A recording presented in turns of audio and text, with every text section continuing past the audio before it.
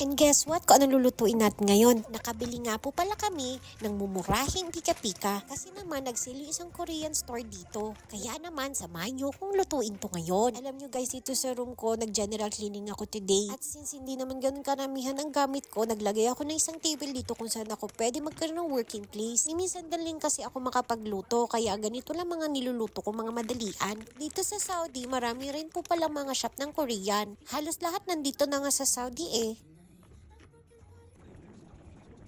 Alam nyo ba guys, itong lutuan ko, napakalaking tulong nito sa akin. Kasi naman napakadaling gamitin at kahit saan pwede mong dalhin. Ito, electric cooker na isasaksak mo lang at kahit na ano, pwede mong nalutuin. Kaya naman napakaganda pag may ganito ka, lalo pag nag-iisa ka. Sa mga OFW, talagang gusto naman namin nagtitipid at walang hassle sa pagluluto. Kaya naman nung nakita ko may sale, talagang kumuha na ako. O diba walang hassle? Malapit nga lang pala yung store dito sa bahay ko, kaya naman walking distance lang siya.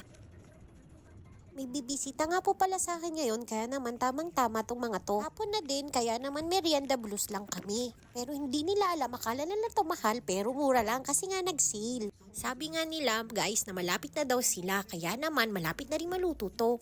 Isa rin pala sa paborito ko ang kimchi, kaya naman tingnan ninyo, sobrang saya ko dyan. Isa ito sa sale, kaya naman binanatan ko ng pagbili.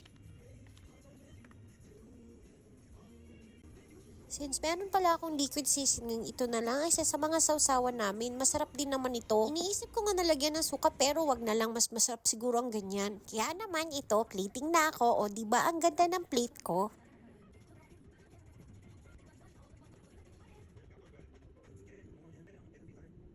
Sa pagkakataon niyan guys, dumating na paling mga bisita ko. Kaya naman natutuwa sila sa plating ko.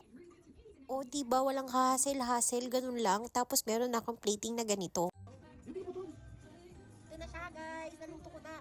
Merong japchae. Ito naman spicy na japchae, tapos spicy na dimsum din. Tsaka to. Ito, medyo sira-sira na siya pero ayos pa rin siya. Yan, sarap. So kainin na natin ito. Syempre pa, tinikman ko muna kung talagang ang sarap ng lasahan.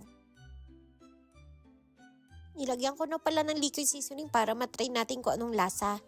Ito nga, sobrang natatakam na ako at ang sarap talaga. Sabi ko nga sa mga bisito ko ay kumuha na rin sila. Kayo po, ano pong paborito yung pika-pika? Si ako, tamang ganito lang, ayos na ayos na. Thank you nga po pala sa ating mga taga-subaybay dyan. That's all for today. Thanks and bye!